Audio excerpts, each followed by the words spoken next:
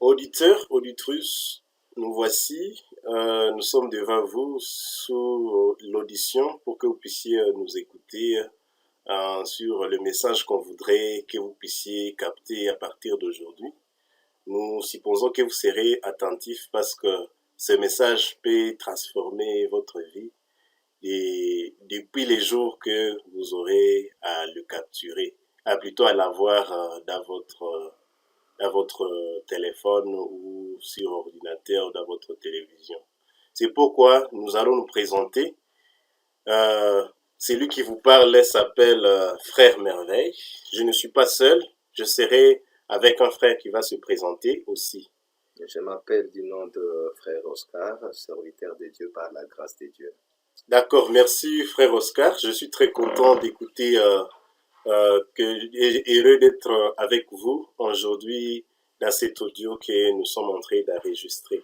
Alors, comme vous l'avez vu, il y a déjà un titre qui est devant vous qui parle de l'introduction sur le chapitre 2 de Daniel.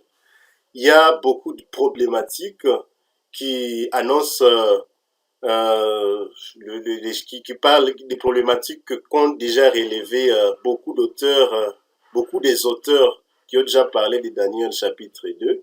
Alors, nous voudrions aussi en savoir plus, frère Oscar. Nous pensons que avec Dieu, avec la capacité que Dieu vous a donnée, nous pensons que vous allez nous donner un peu des explications. Parce que, je dis ça pourquoi? Parce que il y a des auteurs que j'avais déjà lus, comme par exemple l'auteur qu'on appelle Pierre Lanares, qui avait parlé de la statue de Daniel, et de la statue dans le chapitre 2 de Daniel, et dans son livre Qui dominera le monde, à la page 86. J'avais lu quelque part où il en avait déjà parlé, et d'ailleurs, sur cette page 87, quand il parlait de la statue de Daniel, il avait dit que ce sont 4 royaumes, et le 4e royaume, il avait mal interprété, il avait dit qu'il s'agit de 10 nations d'Europe. Et ça, c'est ce qu'il avait dit. Il n'est pas seul. Il y a aussi une autre référence que je lis. C'est la référence des témoins de Jéhovah qui, dans leur livre dans leur livre Révélation, les grands dénouements est proche. Je lis quelque part sur, je crois, la page 252, où ils ont montré le 4 royaumes là, parlé toujours dans le chapitre Daniel, chapitre 2. Ils ont expliqué que le 4e royaume, il s'agissait du royaume je crois, de la Rome, et des États-Unis et le Royaume-Uni. Oui, Oui, le prolongement du pied. du pied. Et d'ailleurs, selon ce que nous avons turé sur Internet, comme vous voyez déjà, ça c'est les codes des témoins de Jéhovah, vous voyez, et ils ont montré que le prolongement du 4e royaume est constitué du Royaume-Uni et des États-Unis. Alors, tel qu'ils disent, tout le monde représente des images avec un homme vraiment géant, avec des bras croisés, On ne sait pas ce que cela signifie. C'est pourquoi nous avons voulu, chers serviteurs de Dieu, que vous puissiez aussi nous parler épais de ce que vous en savez, parce que le monde en entièreté a déjà peut-être beaucoup d'explications. Il y a ceux qui disent que le 4e prolongement, il s'agit de la Rome, les prolongements du 4e royaume. D'autres disent qu'il s'agit du Royaume-Uni des États-Unis. D'autres disent qu'il s'agit de 10 tribus de barbares. Alors, qu'en dites-vous de ce sujet, chers frères, pour résoudre ces problématiques? Merci beaucoup. En fait, je suis très très ravi d'être auprès de vous, juste pour l'explication, voir comment l'esprit aussi pouvait agir face à cette équation. Juste les chapitres qui posent beaucoup de problèmes, qui causent pas mal de remous chez les nations qui ne savent plus que faire, au bruit des explications des humains. la manière dont ils se sont donné les ailes, bien sûr. Ils ont les ailes, ils se sont donné les ailes de pouvoir expliquer ce qu'ils peuvent. Mais sinon, avant de parler de ce gras, de ce fameux chapitre de Daniel, chapitre 2, il est question de parler, en bref, de certaines réalités de manière générale. Donc, parlons un peu de la généralité de ce livre. Oui. Il y a le prophète Daniel. Dire prophète selon les Écritures, c'est la personne qui parle de la part de Dieu. Donc ici, nous sommes à face d'un langage divin, direct, la pensée de Dieu, qui jaillit de Dieu lui-même, au travers de son prophète. Alors, lorsqu'il y a un langage prophétique, ça ne demande pas une réflexion humaine pour comprendre l'essence de tous les mystères ou l'essence profond, les codes, les verrous qui existent dans ce langage. Donc, ils nous font un esprit prophétique, comme le Seigneur l'a dit, le témoignage de Jésus-Christ, c'est l'esprit de la prophétie. Donc, témoigner le Seigneur, il faut avoir cet esprit de la prophétie. Donc, l'unique personne qui peut comprendre les secrets de Dieu, qui jaillit de la bouche des prophètes, il faut qu'il ait aussi l'esprit de la prophétie. Donc, nous devons demander la grâce de Dieu afin que cette dernière nous illumine, afin de pouvoir comprendre les équations, les mystères, les symboles de ce qu'a dit le Seigneur selon sa pensée qu'il a voulu nous expliquer. Donc, en fait, l'homme de Dieu, merveille, comme il s'est présenté, il venait de parler des équations, des problématiques, des mystères qui gravitent autour de ces fameux chapitres, Daniel chapitre 2. Il a énuméré qu'il y a plusieurs auteurs qui ont parlé de ces chapitres. Et c'est un chapitre qui a suscité beaucoup de curiosité chez l'homme, chez l'humanité, pour vouloir comprendre l'essence de ces profonds mystères, vouloir savoir ce que deviendra la suite des temps. Voyons l'auteur, il a parlé du livre de la révélation telle que nos frères, témoins de Jéhovah, l'ont expliqué. C'est dans le livre de la révélation, le grand dénouement est proche. Oui. Ils ont parlé de ces chapitres de Daniel, de chapitre 2, dans leur livre, la révélation, le grand dénouement est proche. Si je peux voir où ils ont énuméré la page, c'est sur la page de ce livre, page 252. Oui. Si vous consultez ce livre, vous verrez ce qu'ils ont exposé. Ça pose déjà, disons, ça fait déjà des problématiques, des questions. Ça pose des questions pour connaître l'essence de ce qu'ils ont voulu expliquer. Il faut qu'on les lise et qu'on consulte ce qu'ils ont expliqué là-dedans. Oui.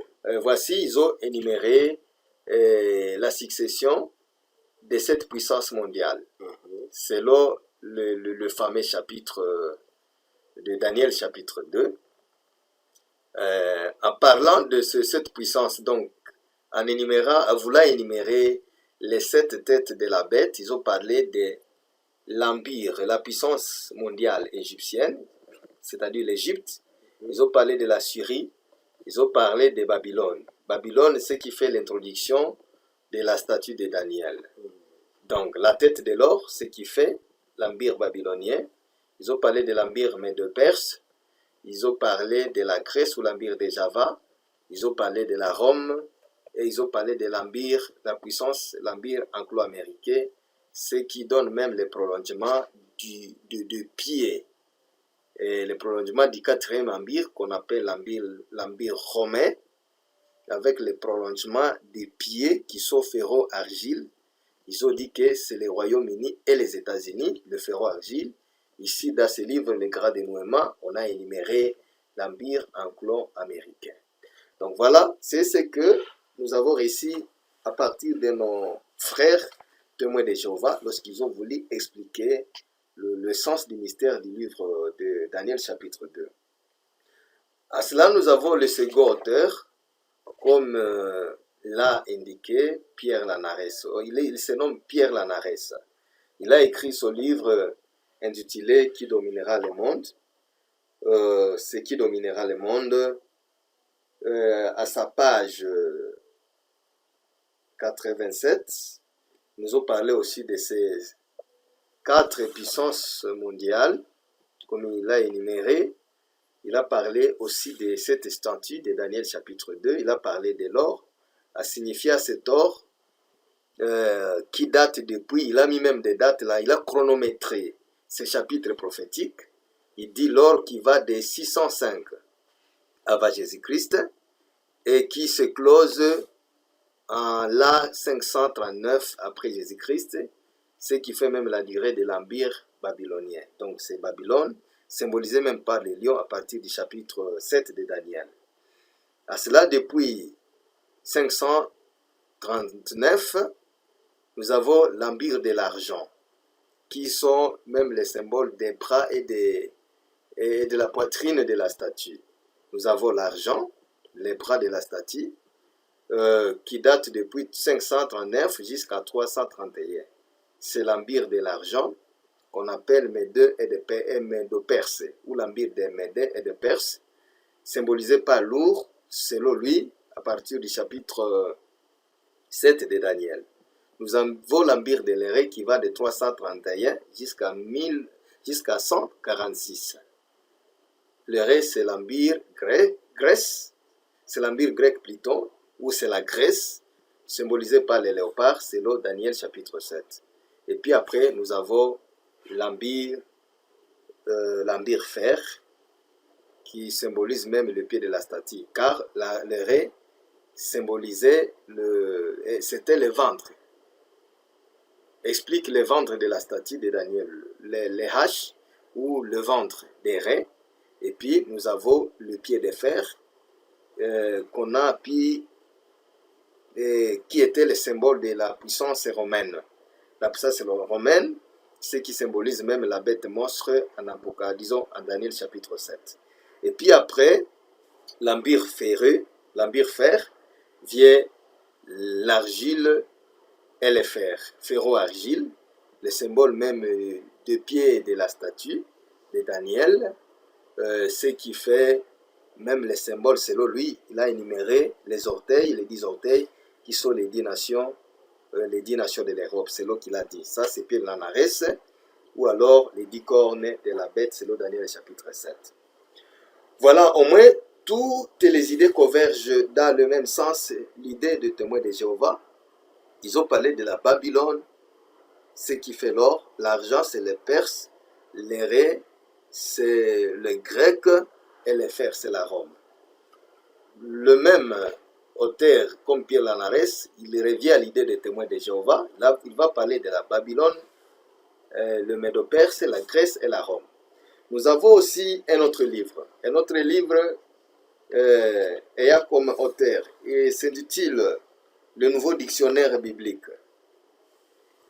À sa page édition Emmaüs de 1806 par C. Léger, je crois que c'est l'auteur, probablement, Oui. par C. Léger, à sa page 168. Quand vous consultez ce livre, vous verrez que ces auteurs aussi, à vouloir expliquer l'idée complexe du livre de Daniel chapitre 2, ils vont aussi nous parler de cette édition, va nous parler des 4 empires de Daniel. Les 4 empires de Daniel, qui sont les 4 puissances mondiales. Ils reviennent à la même idée, ces auteurs. Avec le premier empire, c'est l'empire, le premier empire est Babylone, qui a déploré les Juifs hors de leur pays.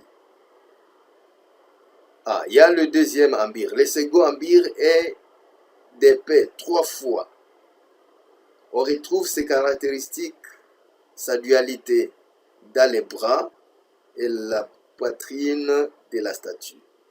Les côtés inégaux du deuxième animal, le 2 cornes inégales du bélier, Daniel chapitre 8, et l'identifie expressément au royaume des Médés et des Perses. Donc, et même aussi reviennent à croire que le deuxième empire, donc l'empire de l'argent, ce sont les Médés et les Perses. Ils reviennent au troisième empire universel où la puissance, la troisième puissance mondiale, comme état l'empire Grèce avec Alexandre le Grand. En finissant, ils vont revenir aux quatrième puissance mondiale ou l'empire universel comme état l'empire. Ils disent ceci: le quatrième empire n'est pas nommé, mais ne peut être que la Rome, semble-t-il. C'est elle en fait qui, dans l'histoire, succède à la Grèce. Broyant toute résistance, elle établit un empire encore plus universel. Voilà au moins l'idée. C'est Rome qui crucifia le Messie, détruit Jérusalem en 70 après Jésus-Christ et chassa les Juifs de la Palestine. Voilà, bref. C'est ça, c'est l'idée du nouveau dictionnaire biblique édition Emmaüs. Nous voyons un autre auteur tel que il y a, je sais pas, les adventistes, et aussi qui vont revenir à la même idée. La même idée. J'ai pu lire aussi les livres de branhamistes et même aussi reviennent à la même idée, connaissant que les quatre faces de la statue sont les quatre empires universels qui sont Babylone, Médo-Perse, Grèce et Rome. Avec le prolongement du ferro-argile, c'est là qu'il y a maintenant une diversité, un peu de divergence d'idées. Car les uns disent, comme les témoins de Jéhovah, parce que le ferro-argile symbolise l'empire anglo-américain. Ailleurs, ils disent que c'est le Royaume-Uni et les États-Unis. Pour les autres, Pierre Lanarès, je lui ai lu, parce que le ferro-argile, c'est-à-dire le prolongement de la puissance fer, c'est-à-dire le prolongement de l'empire romain, il symbolise ce prolongement ferro-argile comme étant une puissance politico-religieux. À ce sens, où ailleurs les autres disent que c'est l'empire romain d'Orient et l'empire romain d'Occident. Car le prolongement de l'empire romain a fini par échisme, c'est-à-dire une scission de l'empire, d'où l'empire romain d'Orient et l'empire romain d'Occident, ce qui symbolise les royaumes ferro-argile. L'empire qui était éphémère, c'est celle qui symbolise l'argile, et celle qui a une persistance qui a duré jusqu'à environ plus d'un millénaire, c'est l'empire qu'ils ont nommé l'empire fer. Parmi ces deux empires qui ont fait le prolongement de l'empire romain. Voilà. Et puis, il y a l'auteur tel que, je ne sais pas, d'autres auteurs à parler de cela, comme j'ai appris. Ça, ce n'est pas dans un livre ici que je vais lire, mais j'ai interrogé certains des adventistes. Ils ont dit le ferro-argile, c'est-à-dire le prolongement de l'empire romain, se prolonge par les deux puissances. Il y a l'empire romain du paganisme et l'empire romain chrétien. Voilà. Il y a l'empire romain païen et l'empire romain chrétien. Il suppose que les deux puissances ferro-argile symbolisent les deux blocs, l'empire romain du paganisme, ou l'empire romain païen et l'empire romain chrétien. Mais pour les témoins de Jéhovah, nous avons la puissance anglo-américaine. L'autre va parler de cette scission, étant comme l'empire romain d'Orient et l'empire romain d'Occident. C'est là qu'il y a des divergences, mais au moins tous les auteurs se centrent sur la même idée, croyant que les quatre faces de la statue sont les quatre puissances mondiales, d'où la Babylone, le Médo-Perse, la Grèce et la Rome. Voilà.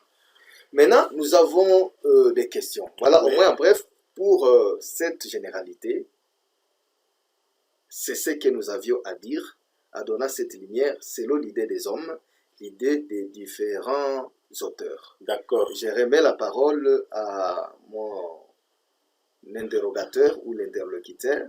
S'il a encore à reposer comme question, nous disons merci, soyez les bienvenus. D'accord, merci, cher serviteur, frère Oscar. Je suis très content d'écouter toutes les explications. concernant ce que les gens ont compris sur la statue qu'a vu Nebuchadnezzar dans son rêve et que Daniel a interprété.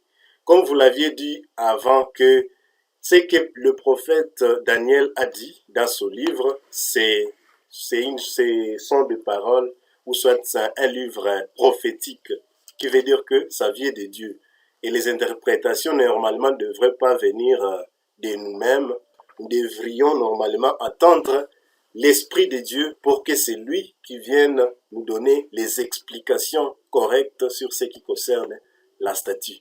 Et d'ailleurs, à l'époque même, il y avait ceux qui avaient une pensée un peu détournée, qui ont cherché à savoir d'abord les songes et qu'ils puissent aussi donner des explications. Évidemment, les songes sont déjà présents dans les livres, tout le monde les lit. On ne sait pas si que peut-être les explications de tous ceux qui ont donné des explications telles que, comme vous l'aviez dit, Pierre Lanarès, le livre des témoins de Jéhovah, ainsi que d'autres dictionnaires. Ce sont des gens qui ont donné des explications. Et comme vous l'aviez dit, encore je le répète, c'est le livre de Daniel, c'est un livre prophétique qui vient donc de Dieu. Et donc, nous devrions normalement écouter l'Esprit de Dieu pour avoir une explication. Et avant d'avoir une explication, on voudrait poser alors à Frère Oscar des questions. Alors, moi, en tant que lecteur, j'ai essayé de lire ces chapitres de Daniel. On a dit qu'il y aura une pierre qui va descendre pour détruire la statue de Daniel. Alors, moi, je me suis toujours posé une question qui est trop capitale pour moi. Je me dis, on dit que lorsque la pierre descendra, il viendra plutôt détruire le royaume, à commencer par le prolongement de la statue. Et donc, le ferro argile, comme ça se dit. À partir du pied. À partir du pied, et et tout le royaume sera détruit. Alors, pourquoi, une question que je me suis toujours posée, pourquoi quand les gens là qui sont en train d'expliquer la statue de Daniel, ils nous disent souvent que ce sont les royaumes, comme vous venez de le dire, Babylone, Médo-Perse, Grèce. Et je pense qu'aujourd'hui, à nos jours, tous ces royaumes sont déjà détruits. Alors pourquoi ils ont l'habitude de dire que c'est ça la révélation de ce qu'est le prophète Daniel? Est-ce qu'ils ne sont pas comme ces magiciens-là qui ont aussi cherché d'abord le songe et pour qu'on trouve l'interprétation? C'était ça une de mes préoccupations vraiment qui ont toujours rongé ma tête. Et d'ailleurs, avant du passé, qu'est-ce qui leur dit que cette statue était croisée ou soit et d'ailleurs il y a des confusions, il y a une statue croisée, les autres vont mettre une statue avec main tendue, de bras tendus, on ne sait pas ce que cela signifie. Et d'ailleurs, avec tout ça, on ne sait pas ce les révélations de ceux qui y ont précédé pour donner des explications à ces chapitres. On ne sait pas s'ils ne sont pas comme le magicien que Nebuchadnezzar voulait incendier. C'est pourquoi on voudrait encore vous donner la parole, que vous puissiez nous donner un peu de détails sur les explications. Si vous allez aussi nous éclaircir cette question que je vais déposer, ça sera mieux. Amen. Nous disons merci pour la chère question qui nous est présentée. Certainement, vous avez énuméré quelque chose de grand, quelque chose de bon, quelque chose de meilleur. C'est que j'ose croire que l'humanité ne s'échapperait pas à la nature des acheteurs.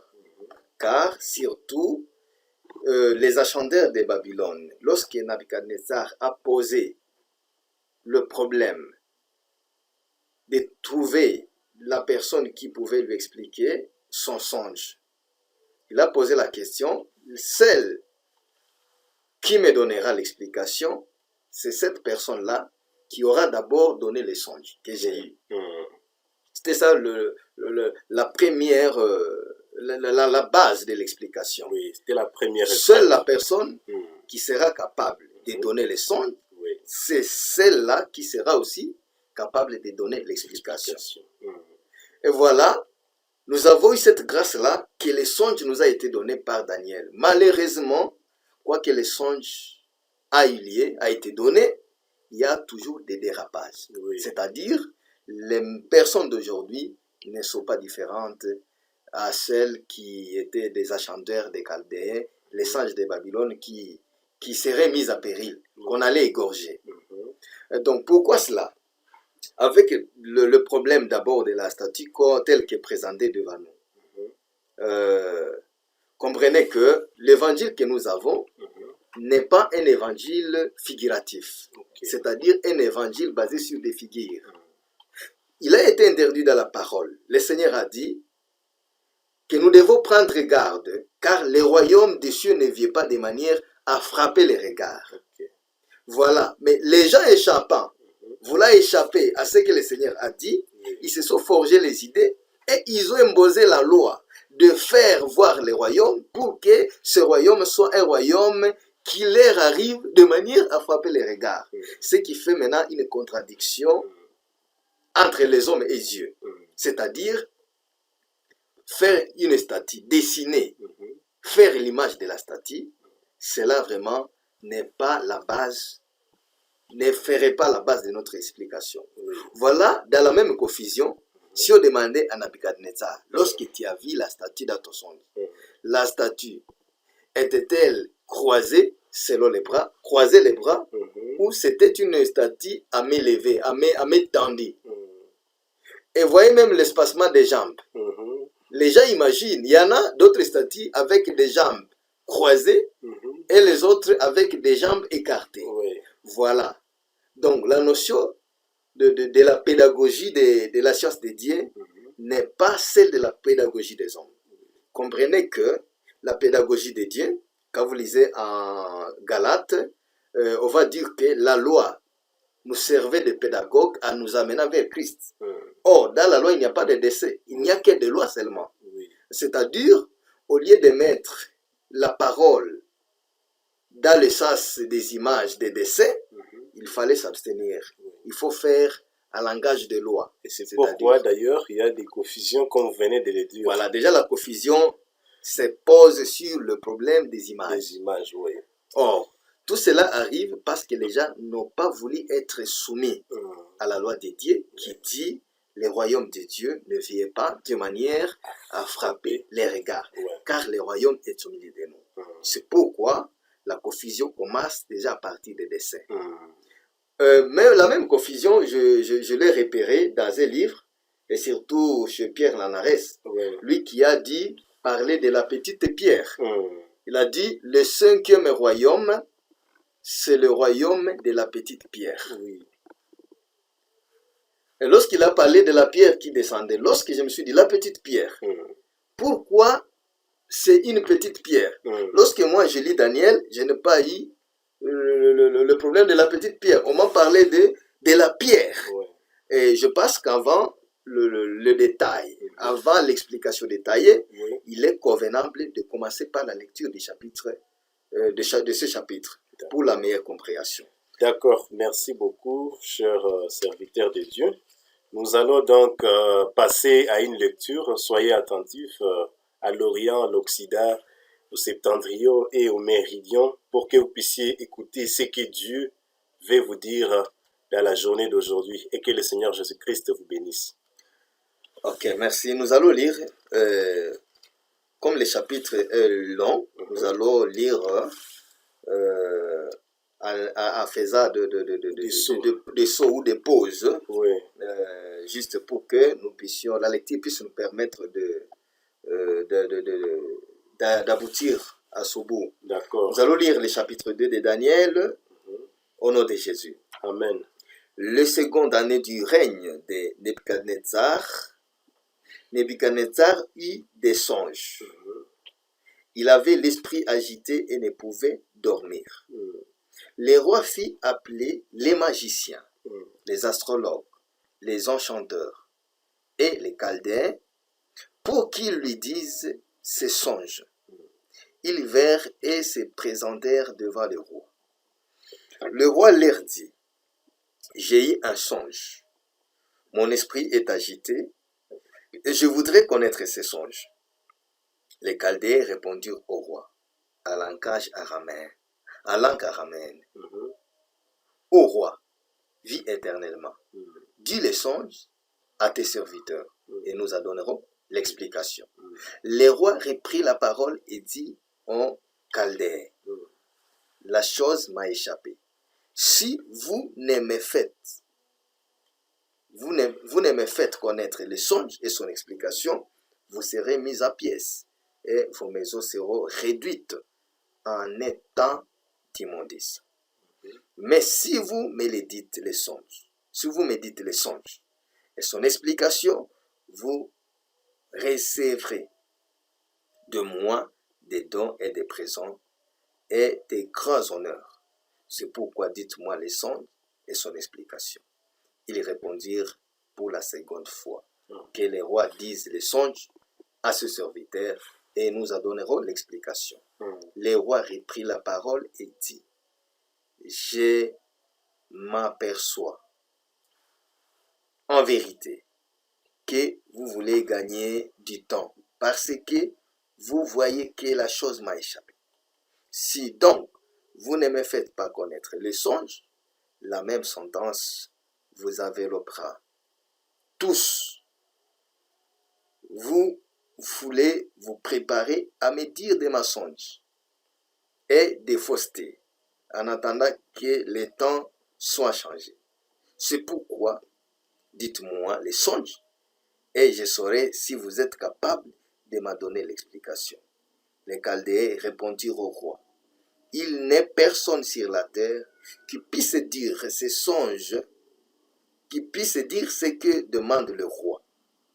Aussi jamais roi, quelque grand et puissant qu'il ait été, n'a exigé une pareille chose d'aucun magicien, astrologue et chaldéen.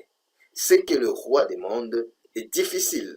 Il n'y a personne qui puisse le dire au roi, excepté les dieux, dont la demeure n'est pas parmi les hommes. Donc voilà, épais dans la lecture. Je vais me hâter de pouvoir donner l'idée. Donc c'est que le roi a eu comme songe demander une explication claire. Et la chose, pour connaître, avoir la capacité de donner l'explication du songe, il faut être aussi capable de donner le songe même. Et voilà, le roi a dit, qui me donnera les songes sera capable aussi de me donner l'explication. Lorsque les magiciens, les enchantés, les astrologues, les chaldéens ont compris cela, ils ont répondu au roi. Ils ont dit, ce que le roi demande est une chose difficile. Et personne jamais n'a demandé de pareil. L'unique personne qui peut donner ce que demande le roi, il faut que ça soit la personne en qui loge,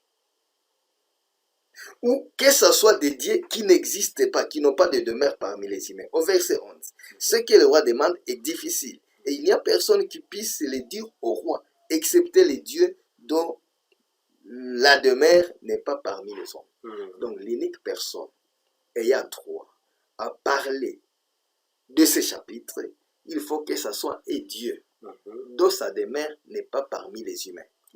Comprenez qu'il y en a aussi des dieux dont leur demeure reste parmi les hommes. Parce qu'à Babylone, il y avait d'autres dieux. Par exemple, les divinités de Babylone. Il y a par exemple Marduk. Il y a des divinités comme... etc. Vous allez lire. Mais je me souviens de ces dieux qu'on appelle Marduk. Il y avait des dieux comme Baal. Il y avait des dieux comme Astarté. Et ainsi de suite. D'ailleurs, c'était une déesse. La déesse Astarté. Alors, toutes ces divinités avaient leur demeure parmi les hommes. C'est-à-dire, ce Dieu est incapable de donner les songes et l'explication. Donc, donner d'abord les songes. Donner les songes. Il faut que ce soit un Dieu qui a sa demeure non parmi les hommes. Donc, pour vouloir dire que l'unique chose, la clé qui pourra nous pousser de pouvoir déchiffrer les songes, c'est qu'il faut avoir possédé un Dieu qui n'a pas sa demeure parmi les hommes. Donc c'est ça la condition. Connaître les songes et son explication, c'est avoir Dieu qui n'a pas son logis parmi les humains, qui n'a pas sa demeure parmi les hommes. D'accord. Donc, chacun déjà doit consulter son Dieu. Mhm. Et on peut revenir aux idées de différents auteurs. Mhm. Ceux qui se sont donné l'audace de déchiffrer Oui. ces songes, ces loés, Mhm. demandons-nous, avait-il le Dieu qui n'a pas sa demeure parmi les hommes? Ou c'est pas leur propre Dieu qu'ils se sont donné force d'expliquer l'inexplicable? Voilà des questions qu'on se pose. Oui. Pierre Lanares, je te pose la question. As-tu un Dieu qui n'a pas la demeure parmi les humains? Mhm. Je ne sais pas si c'était Robert Oui. qui aurait été parmi les éditeurs du livre qui dominera le monde. Mhm. Disons que le grand dénouement est proche. Oui. Le Robert, Mhm. as-tu la divinité dont sa demeure n'existe jamais parmi la demeure des humains? Oui. Il y a monsieur l'éditeur qui aurait rédigé le livre Nouveau Dictionnaire biblique, selon les livres que nous vous avons Édition présentés. Emmaüs, comme vous Édition l'avez Emmaüs. dit. Mhm. Donc, comprenez, chers frères et sœurs, l'unique personne ayant l'explication de ces chapitres, c'est la personne à qui loge le Dieu qui n'a pas sa demeure parmi les humains. Je m'excuse, Donc, c'est frère ça, la Oscar. Je condition. m'excuse. Oui. J'aimerais donner aussi un petit commentaire. Et donc, frère Oscar vient de nous montrer que les explications qu'ont données les auteurs avant cet audio que vous venez d'écouter, c'était des explications fausses. D'ailleurs, on a déjà donné là-dessus des explications concernant beaucoup de confusions dans ce qu'ils ont dit. Et c'est pourquoi on voudrait continuer tout en s'attendant à ce que nous venons de comprendre. Et d'ailleurs, dans d'autres explications, comme frère Oscar l'a dit, nous voyons déjà, ils concluaient en disant que le quatrième, le prolongement du quatrième royaume était constitué des pays européens avec le drapeau déjà qu'ils ont déjà mis dans des images.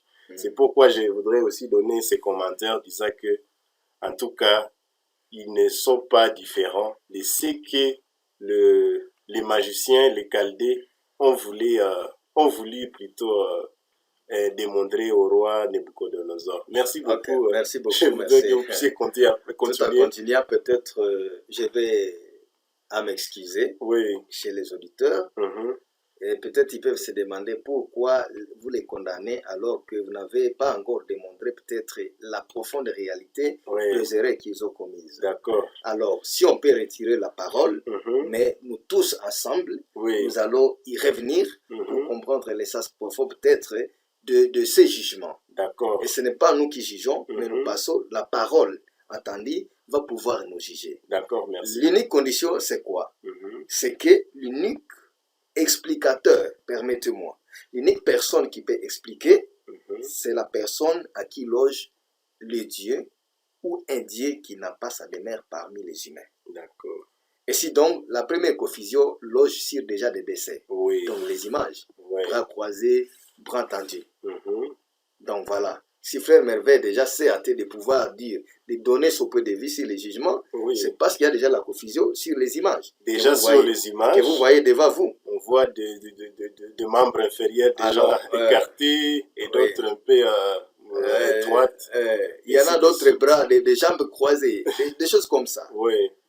Il y a maintenant des barbes et tout qu'on sort. Oui. Donc déjà, c'est la fausse pédagogie. D'accord. La pédagogie qui n'est pas conforme avec la pédagogie de l'esprit. Merci beaucoup. Donc nous avons un pédagogue qu'on appelle la loi, Oui. qui nous conduit droit vers le Christ. Oui. Et quand nous avons le Christ, nous ne sommes plus sous ces pédagogues. D'accord. Mais ce pédagogue n'est pas un pédagogue d'image. Mhm. Il n'est pas un pédagogue doué d'imagerie. Non, Mhm. non, non, non. Oui. Donc c'est comme ça. D'accord, Et si merci. vous avez vu qu'on s'est hâte déjà à prononcer Mhm. une sentence, Mhm. c'est parce que déjà on voit la confusion à partir des images. Merci Et beaucoup. tous ces auteurs que nous vous avons présentés, ce sont des auteurs d'images, des décès. Oui. Ce sont les témoins des décès. Mhm. Permettez-moi de le dire comme ça. Mhm. Maintenant, en entrant dans le vif de l'enseignement, Oui. je venais de dire que les acheteurs se sont exclamés que et ils ne sont pas capables, car ce que demande le roi est une chose grave, difficile Mhm. à expliquer. L'unique personne ayant cette capacité, il faut que ça soit Dieu. Mhm. Et c'est Dieu, que ça soit Dieu qui n'a pas de place parmi les hommes. Oui.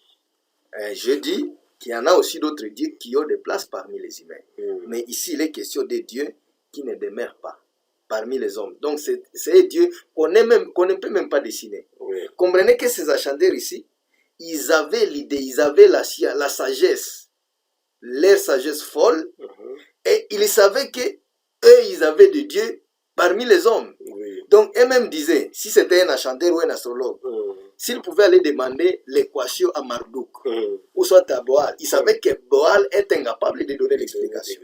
Car Boal, c'est un Dieu qui loge parmi eux. Oui. Mais il a dit non, il connaissait qu'il y a un vrai Dieu qui n'a pas sa demeure parmi les hommes. Mhm. C'est un Dieu qu'il fallait consulter. Oui. Voilà, maintenant à continuer. Mhm. À continuer, il y a maintenant des questions qu'on a à se poser. Oui. Comme la chose a été demandée. Mhm. À procéder par la lecture, on peut chuter déjà vers verset 27. Oui. À ce verset 27, Daniel chapitre 2. Mhm. Daniel répondit à la présence du roi et dit, ce que le roi demande était secret. Mhm. C'est la première condition. Oui. Ce que le roi demande, c'est secret. Que les sages, les astrologues, les magiciens et les devins ne sont pas capables de découvrir au roi. Oui. Mais Daniel est qui pour découvrir cela? C'est Mhm. parce qu'à lui loge un Dieu qui n'a pas de demeure parmi les hommes. Mhm. C'est pourquoi Daniel a été capable de donner l'explication. Mhm. Mais il y a dans les cieux un Dieu qui révèle les secrets et qui a fait connaître au roi Nabuchodonosor ce qui arriveront dans la suite des temps. Voici ton songe et les visions que tu as eues sur ta couche. Sur ta couche au roi, il t'est demandé de penser touchant ce qui sera après ces temps-ci. Et celui qui révèle les secrets t'a fait connaître ce qui arrivera. Si ce secret m'a été révélé, ce n'est pas qu'il y ait en moi une sagesse supérieure à celle de tous les vivants, Mhm. mais c'est que l'explication soit donnée au roi et que tu connaisses les pensées de ton cœur. Ô roi, tu regardais et tu voyais une grande statue. Cette statue était immense et d'une splendeur extraordinaire. Elle était debout devant toi et son aspect était terrible. La tête de cette statue était d'or pur, sa poitrine et ses bras étaient d'argent, son ventre et ses cuisses d'airain et ses jambes de fer, ses pieds à partir de fer et à partir d'argile. Tu regardais lorsqu'une pierre se détachait, sans le secours d'aucune main, frappa le pied de la statue, frappa le pied de fer et d'argile de la statue, et les mit en pièces. Alors le fer, l'argile, l'airain, l'argent et l'or firent briser ensemble et devinrent comme la balle qui s'échappe du nerf. En été, les vents les emporta et nulle trace n'en fit retrouver. Mais la pierre qui avait frappé la statue devait une grande montagne et remplit toute la terre. Voilà les songes. Nous en donnerons explication devant les rois. Donc voilà. La seconde question que mon frère m'a posée, frère Merveille, l'homme de Dieu. Il a dit, il y a un problème qui se pose en comprenant ces phases de la statue. Mhm. On vous propose de voir ça, mais ce qui est important, c'est de fixer les regards vers les phases. Donc nous avons envisagé mettre les écrits comme la tête, la poitrine, les bras, le ventre, cuisse et tout qu'on sort. À ce sens, c'est que nous revenons à l'idée que nous avons condamnée. Oui. L'idée que nous avons condamnée, c'est que le royaume de Dieu ne vient pas de manière à frapper les gars. Alors, pour mieux comprendre les erreurs qu'ont commis les auteurs précédents, c'est que nous vous représentons leur propre statut qu'ils ont mis. Selon leur proposition, ils ont proposé que la tête de l'or, c'est l'empire babylonien. La poitrine et les brins des raies, c'est l'empire de Médée et de Perse. C'est l'empire de l'argent. Il y a le ventre et les cuisses des raies. C'est l'empire grec. Les jambes de fer, c'est l'empire romain. Et les pieds à partir de fer et à partir d'argile, avec les orteils bien sûr, à partir de fer et à partir d'argile, c'est l'empire anglo-américain, selon certains. Les autres, c'est l'empire romain du paganisme et l'empire romain chrétien, selon certains auteurs. Les autres, c'est la division ou le schisme de l'empire romain à Romain d'Orient et empire romain d'Occident. Certaines personnes vont dire les auteurs symbolisent les 10 tribus des barbares ou les 10 nations de l'Europe, etc. Mais notre question, la question de notre frère, face à vous, vous qui nous assistez, vous qui nous écoutez, selon l'enseignement dans les studios où nous sommes, la question c'est que, avec la pierre, ce que dit, tu regardais une pierre qui s'est détachée, ça le secours d'aucune main. Ça, le secours d'aucune main, frappa le pied de la statue. C'est-à-dire, l'on va frapper les pieds à partir de ces deux blocs. Partie fer-argile. C'est là que la pierre va frapper. Et puis la destruction de la statue commencera par sa partie caudale. Quand je parle d'une partie caudale, je vais parler de la queue de la statue. Et surtout que la partie caudale de l'homme, c'est le pied. Et la pierre, la sanction, commencera à partir de la queue de la statue vers la tête de la statue. C'est là que même l'idée m'est venue, et j'ai compris même le langage qu'ont exprimé les Romains. Les Latins, lorsqu'ils disent in cauda venenum est, c'est dans la queue du serpent où se trouve le venin. C'est-à-dire, le Seigneur a compris que le jugement devra commencer par le quai, parce que c'est dans le pied ou c'est dans la queue où se trouve le venin. Donc le poison de la mort de l'humanité, ou le poison mortel de l'humanité, reste dans la queue de la statue, c'est-à-dire le pied. Et c'est là qu'il y a le poison qui ronge le monde. Et c'est pourquoi lorsque la pierre va descendre, ne commencera pas sur la tête, mais la pierre va commencer d'abord vers la queue de la statue, c'est-à-dire la partie caudale ou le pied, pour que où se trouve le venin soit condamné, et puis la statue va s'effondrer d'elle-même. Et alors, si l'on prenait l'idée de nos frères, les éditeurs précédents ou les auteurs, eux qui pensent que la tête de l'or, c'est l'empire babylonien. La poitrine et les bras des raies, c'est l'empire médo-perse. Le ventre et les cuisses, c'est l'empire disons, ça c'est l'argent plutôt. Maintenant, les raies, c'est l'empire de la Grèce et la Rome qui est la partie des fer et partie ferro-argilée qui fait les anglo-américains, les autres, la Rome paganisme et la Rome chrétienne, et les autres, je ne sais pas quelle puissance, etc., comme vous les connaissez.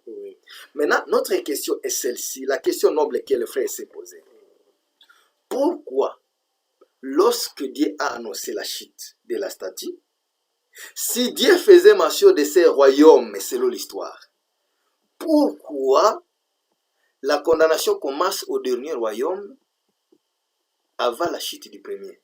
Comment nous expliquer dans l'histoire que l'empire romain a subi la chute avant l'empire de Babylone? Est-ce que vous pouvez comprendre c'est ça cela? En tout cas, c'était ça ma question. C'est ça la question de Frère Merveille. Comment expliquer que à la chute de ces empires, mais selon l'histoire, si on allait à la lettre selon l'histoire, il fallait que la pierre descende et que cette pierre frappe la tête de la statue. Comme ça, la statue va s'effondrer à partir de la tête, descend vers les bras et la poitrine, descend vers les reins, c'est-à-dire le ventre et les cuisses, et finir par les fers et puis les ferros argile. C'est ça la structure de la chute. Selon l'histoire. Selon l'histoire, moi qui ai fait l'histoire, l'on m'a dit que l'empire babylonien, qui date depuis 605 ou 606 selon certains livres, et qui va aller jusque 539, la chute de Babylone. C'est ça même l'explication.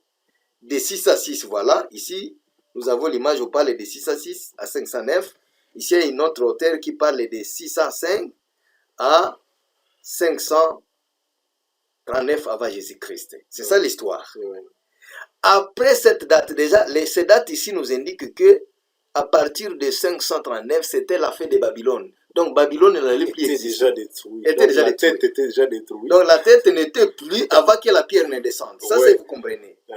Donc à partir de 6 à 6 à 539, la tête de l'or n'était plus à l'existence. Donc selon l'explication de l'histoire, la tête était déjà cassée avant que la pierre ne descende. Maintenant, d'ailleurs, c'est selon les explications de tous les auteurs qui ont donné... Et d'ailleurs, je pense que c'est là que Frère Merveille a dit qu'ils ont faussé leurs explications. Et ils ont été comme tels parce qu'ils n'ont pas en eux peut-être la présence de Dieu qui n'habite pas parmi les humains. Et peut-être leur Dieu qui leur a donné cette inspiration, c'est le Dieu qui loge parmi les hommes. On peut les localiser dans un quartier. Mais ici, et même ils comprennent que la chute, ici ils ont mis des dates ici, ils comprennent que la chute va de 6 à 6 à 539. Après la chute de l'empire babylonien, vient l'empire des Médés et des Perses, l'empire de l'argent. L'empire de l'argent qui va de 539 à 331. Pour vous dire que ce royaume des Médo-Perses n'allait pas exister en présence de l'empire babylonien. C'était impossible. Il fallait que Babylone disparaisse et qu'il y ait un royaume remplaçant qui va remplacer ce premier royaume de Babylone. Et c'était les Médeux et les Perses. Et si j'allais, puisque moi j'avais fait l'histoire en partie, lorsque la constitution de l'empire Babylone, qui va du premier roi qu'on appelle Nimrod, après Nimrod viendra Assurbanipal, après Assurbanipal vient le roi... Après Assurbanipal vient le roi Hammurabi. Après Hammurabi, maintenant l'empire babylonien a eu son apogée sous le règne de Nabucodonosor. Maintenant, cet empire qui va de 606 à 335. Et puis, lorsque cet empire sera remplacé par les Médo-Perses, depuis 539 à 331, viendra les rois comme Assuérus, Xerxès, il y aura Cyrus, Darius et Tukhosor, avec tous ces rois. Et puis, à la chute de l'empire des Médo-Perses, à partir de l'année 331, viendra un autre empire. Et là, je vous parle, je vous indique que lorsque un nouveau empire prenait siège, il y avait déjà disparition de l'empire précédent. Voilà au moins la logique de l'histoire. Donc, Babylone était déjà tombée. Babylone, Médo-Perse est tombé. Médo-Perse est tombé, n'a plus d'existence. N'a plus d'existence. La Grèce tombe. Donc, la statue, selon les explications, la statue est en train de s'effondrer depuis la tête vers le pied. Babylone, Médo-Perse disparaît. Et même le cuisse, le ventre, selon les explications des gens, c'est la Grèce qui sera aussi tombée à ça 68. À ça 68, avec l'effondrement. C'est ce qu'on appelle l'effondrement même du royaume. Vous qui connaissez les Français, quand on parle de l'effondrement, c'est pourquoi nous voyons que l'effondrement de la statue selon la science des humains est contraire à l'effondrement de la statue selon la science de Dieu. Voilà ce qui fait un sens contraire entre les explications. C'est pourquoi, si tous ces auteurs que nous vous avons présentés, ils ont eu la même idée, ils ont faussé parce qu'ils n'ont pas compris les secrets. C'est pourquoi on a dit Ce que demande le roi, c'est un secret Oui. qu'aucun sage, aucun achanteur ne peut donner explication. Pour pouvoir dire que après la chute de la Grèce, Oui. qui va de 331 en 166, Oui. vient l'Empire romain avec les Césars. Depuis 168 à 416. Mais lorsque j'ai fait aussi l'histoire, depuis 416 jusqu'à 1400, je ne sais pas combien, ce qui était la chute de l'Empire romain, 1453 vers là, Oui. je ne sais pas si c'était la chute de l'Empire romain d'Occident, qui avait comme capitale Constantinople, des choses comme ça. Et puis, à l'effondrement de l'Empire romain, vient maintenant l'Empire des pieds, c'est-à-dire le prolongement de l'Empire. Oui.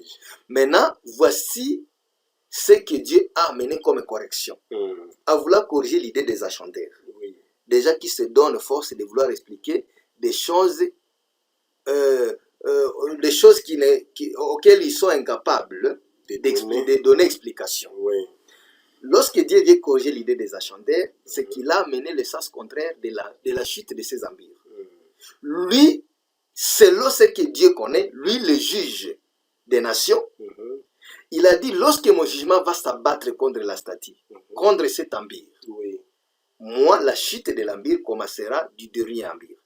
Donc, à ce sens, si on se mettait en tête à croire que, ou si on admettait que la statue est symbole de Babylone, Médo-Perse, Grec et Rome, et les 10 nations de l'Europe, Oui. il faut admettre que, aussi selon l'histoire, que l'empire qui a été le premier à chuter, c'est l'empire romain. Et puis lorsque la Rome a chuté, viendra maintenant la Grèce. Et puis la chute de la Grèce vient les Médo-Perses. Et puis après la chute des Médo-Perses vient la Babylone.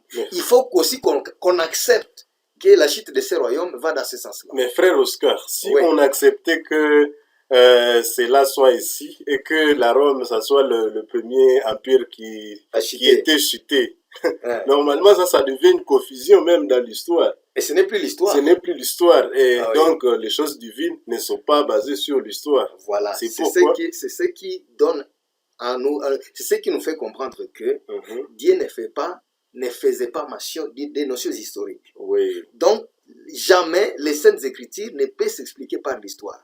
Comprenez que Dieu n'a pas fait mention d'une notion historique. C'est quelque chose de l'esprit. Comprenez que si l'histoire devient, le matériel qui puisse nous expliquer l'essence de la révélation, alors les historiens seraient de vrais révélateurs.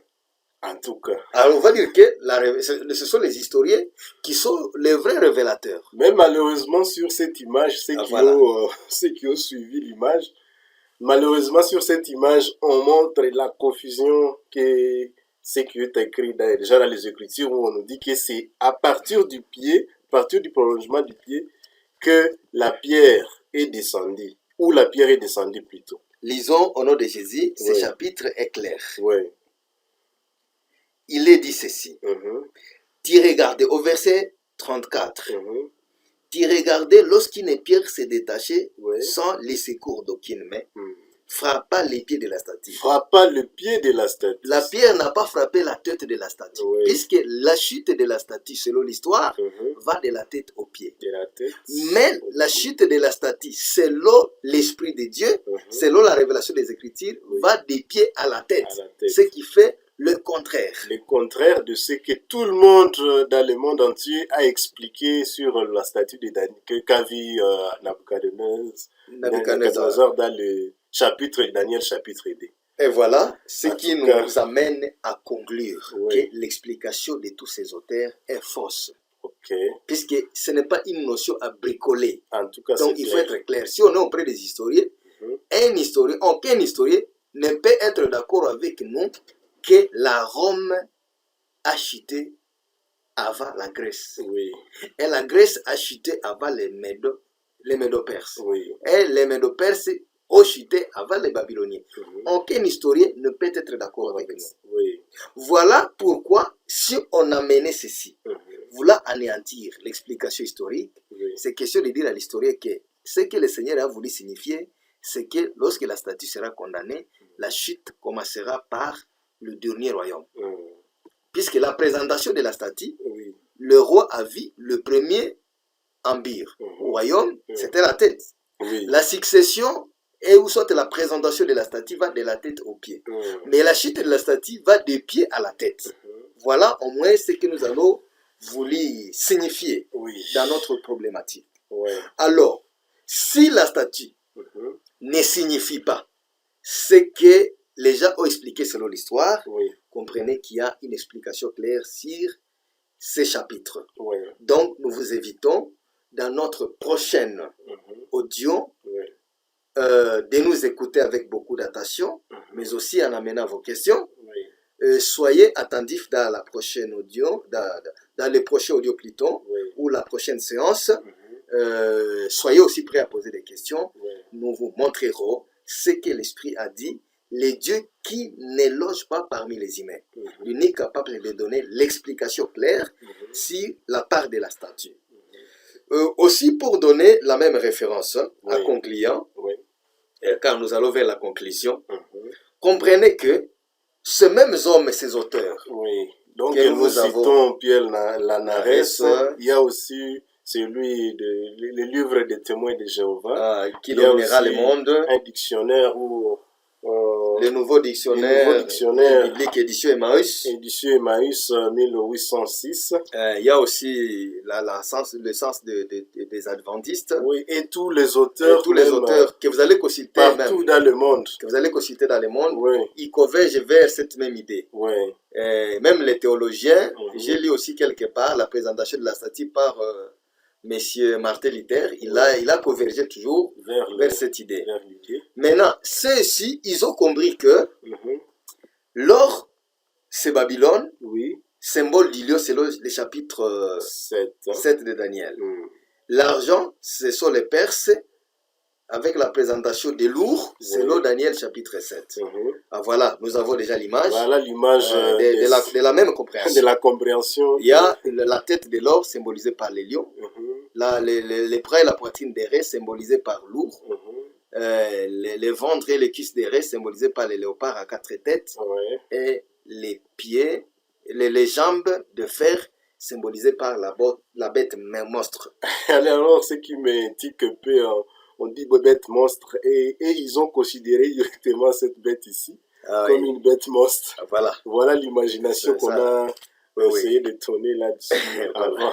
Oui, vous savez que c'est une explication imaginaire. Maintenant, en comprenant, en combinant ceci, si on admettait ce que nous connaissons, nous, afin de Dieu, selon les Écritures, les chapitres 2 et le chapitre 7 de Daniel expliquent la même chose. Ces mêmes hommes, ces mêmes auteurs, ils ont eu la même compréhension que la statue symboliserait les 4 phases des animaux. Et même au compris. Mais voyons l'équation qui se pose dans ces chapitres. En témoignant le chapitre 2 de Daniel. Lisons au nom de Jésus. Amen. La première année de Belchassar, roi de Babylone. Daniel y est songe. Cette fois-ci, c'est le songe de Daniel, ce n'est plus le songe de Nabuchodonosor. Daniel y est songe et des visions de son esprit pendant qu'il était sur sa couche. Ensuite, il écrivit les songes et raconta les principales choses. Daniel commença et dit: j'ai regardé pendant ma vision nocturne, et voici les 4 vents des cieux firent irruption sur la grande mer.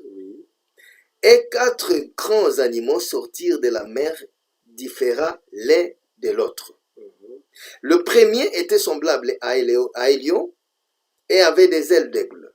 J'ai regardé jusqu'au moment où ses ailes furent arrachées. Il fit enlever des terres et mis debout sur ses pieds comme un homme. Et un cœur d'homme lui fit donner. Et voici un second d'animal était semblable à un ours. Et se tenait sur un côté, il avait 3 côtes dans la gueule entre les dents. Et on lui disait: lève-toi, mange beaucoup de chair.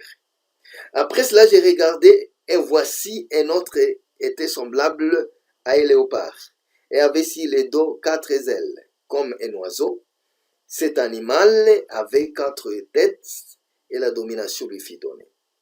Après cela, j'ai regardé pendant mes visions nocturnes, et voici il y avait un quatrième animal, terrible, épouvantable et extraordinairement fort. Il avait des grandes dents de fer, il mangeait, prisait et il foulait aux pieds ce qui restait. Il était différent de tous les animaux précédents et il avait 10 cornes. J'ai considéré les cornes et voici une petite corne sortie du milieu d'elle. Et 3 des premières cornes furent arrachées devant cette corne. Et voici, elle avait des yeux comme des yeux d'homme et une bouche qui parlait avec arrogance. Et j'ai regardé pendant que l'eau placée des trônes et l'acier des jours s'assit. Son vêtement était blanc comme la neige et le chevet de sa tête était comme de la laine pure. Son trône est comme des flammes de feu et les roues comme un feu ardent.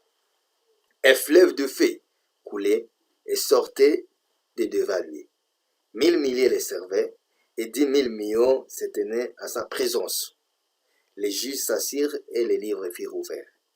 J'ai regardé, c'est au verset 11, Oui. où il y a la précision qui témoigne la chute de la statue qui va de pied à la tête. Oui. Et ici, avec la présentation des animaux, les animaux vont du lion, des loups, de léopard et de la bête monstre. Et ici, Daniel témoigne que le premier animal qui sera le premier à chuter, c'est le dernier. Oui. C'est-à-dire, le premier animal qui sera condamné n'est pas le lion. Selon leur image d'abord. Voilà, ce n'est pas le lion, Ce n'est mais pas donc Babylone. ce n'est pas donc Babylone, mais le dernier animal qui sera condamné, c'est le dernier animal, Oui. c'est-à-dire la bête monstre. Oui. Ce qui témoigne que ce sont les pieds qui vont subir les jugements. Oui. À Daniel 7, c'est la bête monstre qui va subir les jugements, et non la tête. Oui. C'est-à-dire, la chute est tellement contraire à la notion historique. Oui. C'est-à-dire, ici, normalement, si on admettait que c'est la Rome, c'est la Rome qui serait le premier à subir la chute, Oui. et puis la Grèce, Et puis, le Perse et les Babylone. Oui. Ce qui est contraire à l'histoire. L'histoire. Pour vouloir dire que Dieu ne faisait pas mention de l'historiette. Il ne faisait pas mention de l'histoire. Donc, ça se dit comment? Lisons au nom de Jésus. Oui. J'ai regardé alors, à cause des paroles arrogantes que prononçait la corne. Quelle corne? C'est la petite corne qui prononçait des paroles arrogantes. Oui. Cette petite corne se situait où? Cette petite corne se situait sur la bête monstre qui avait 10 cornes, et c'est cette petite corne qui arracha les 3 cornes devant elle,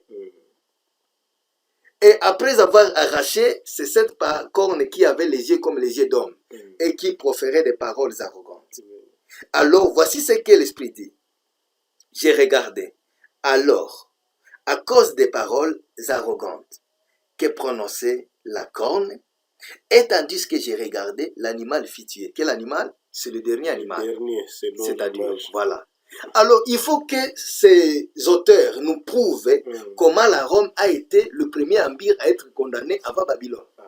La chose qui est impossible. Oui.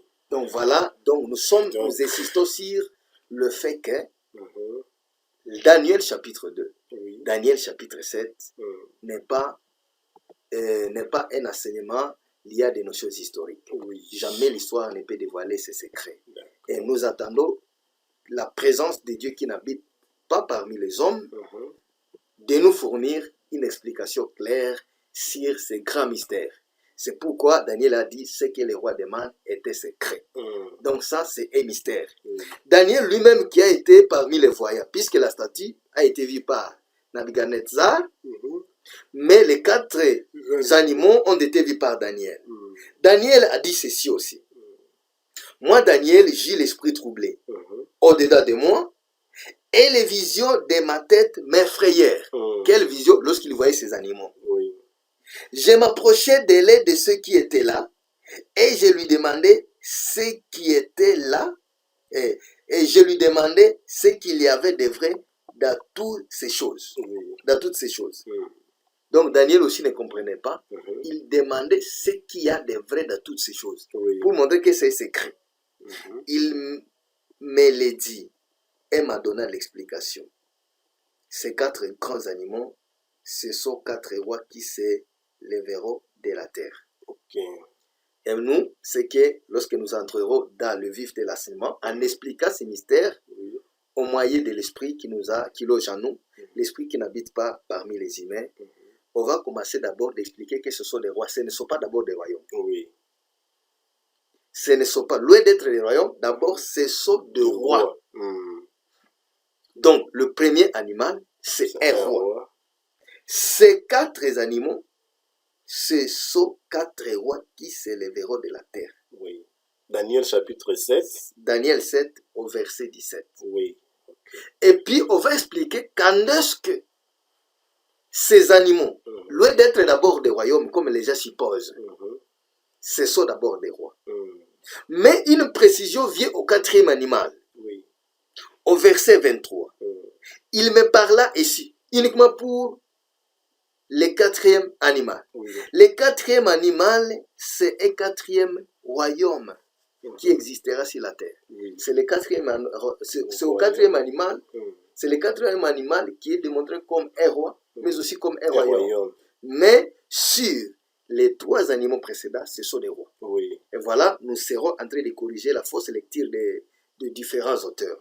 Le problème, c'est que les auteurs ont faussé dans leur lecture. Oui. Ils n'ont pas compris même l'essence de la lecture. Oui. Puisque quand vous faussez dans la lecture, c'est impossible de trouver même l'explication. Vous l'aviez déjà dit d'ailleurs, frère Oscar, le simple fait qu'ils se font des images, ce qui veut dire qu'ils vont aussi erroner dans l'écriture.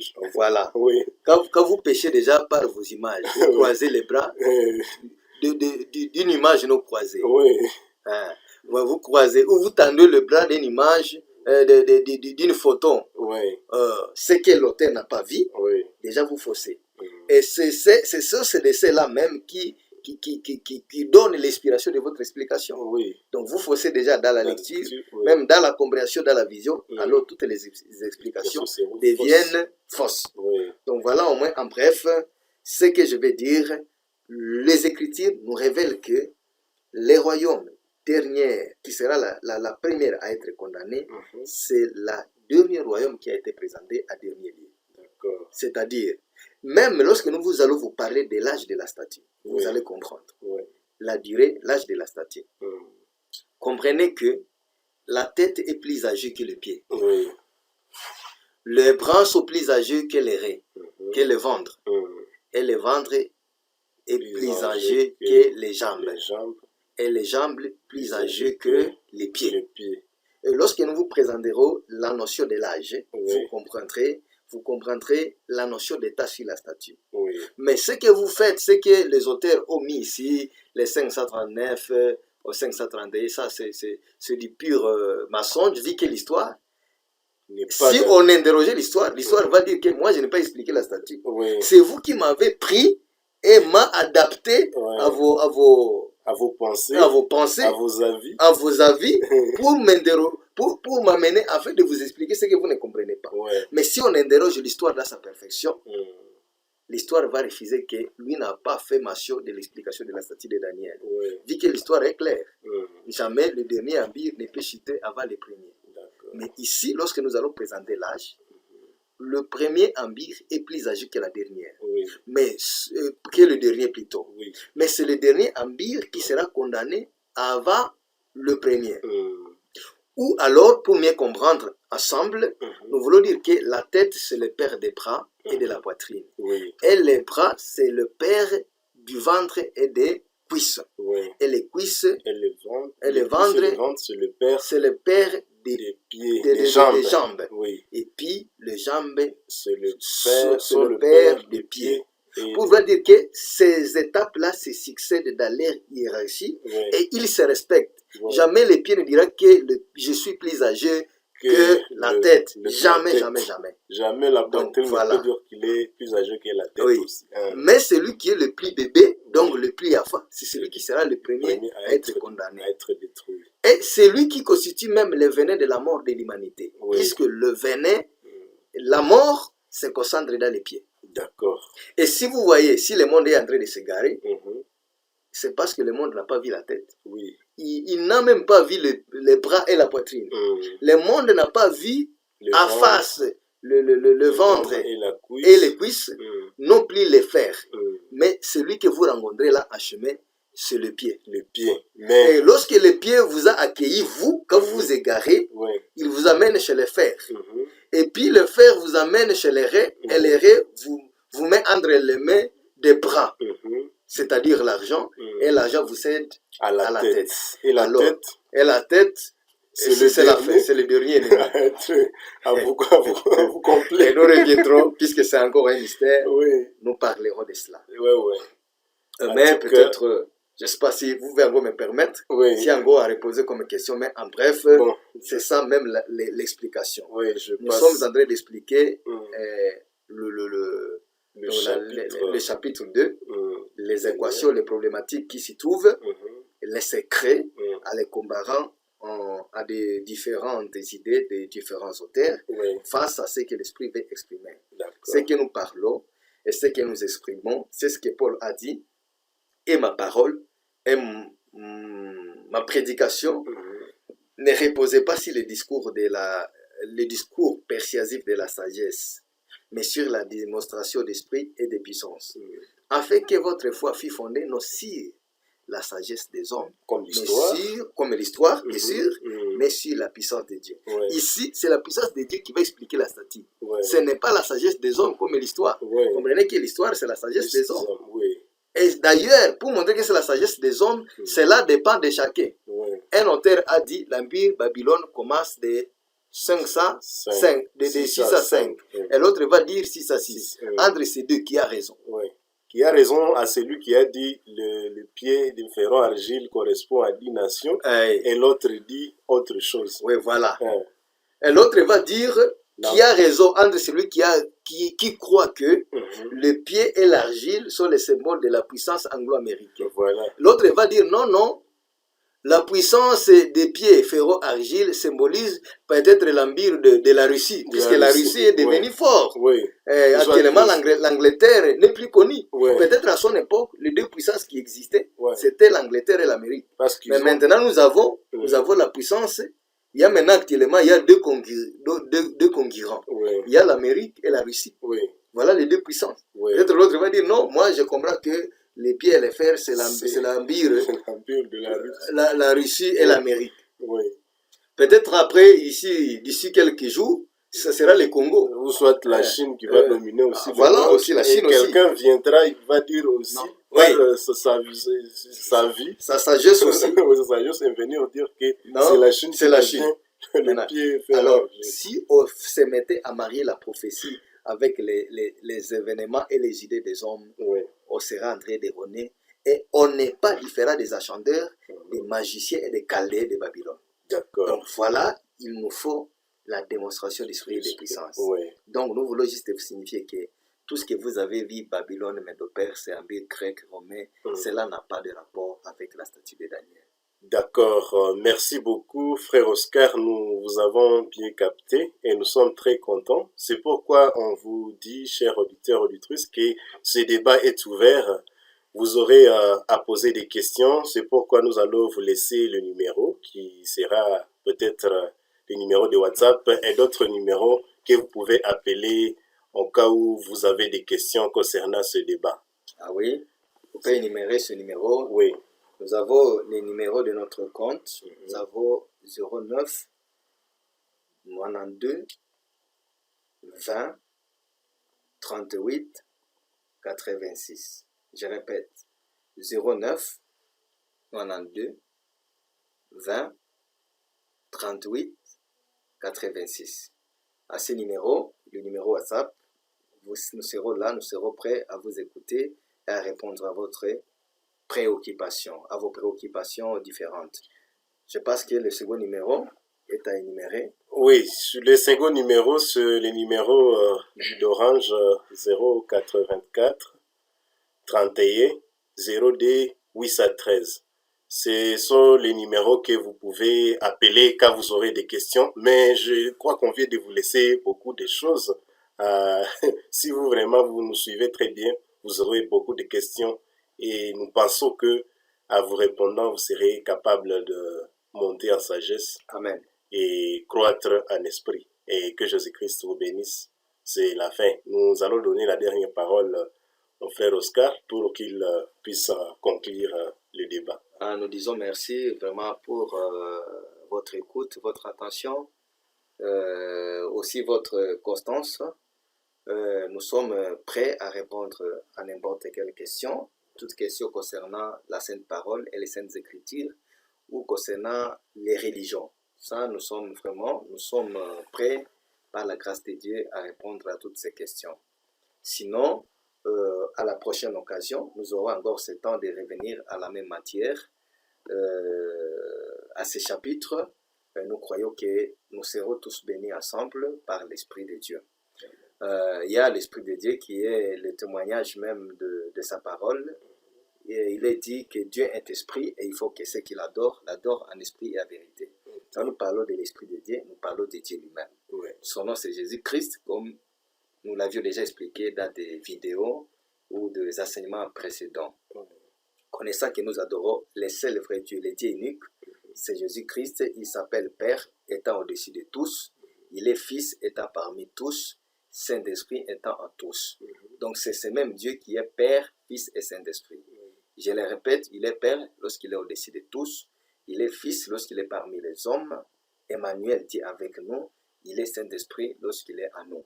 C'est ça, et voilà le Dieu que nous adorons, le Dieu que nous sommes en train d'énumérer, l'Esprit qui est Dieu qui n'habite pas parmi les hommes. Il est l'unique à pouvoir nous donner une explication claire sur la matière qui est plus ou moins complexe, la matière difficile à expliquer. Tous ces secrets sont dévoilés devant lui et il les révèle à qui il veut. Et donc, nous disons merci pour votre écoute. Donc, à la prochaine occasion, nous serons encore à table ensemble, en train de partager ce pain vivant, et que Dieu vous comble de toutes les bénédictions des cieux à haut et de la terre à bas. Nous disons merci et nous allons fermer par la prière.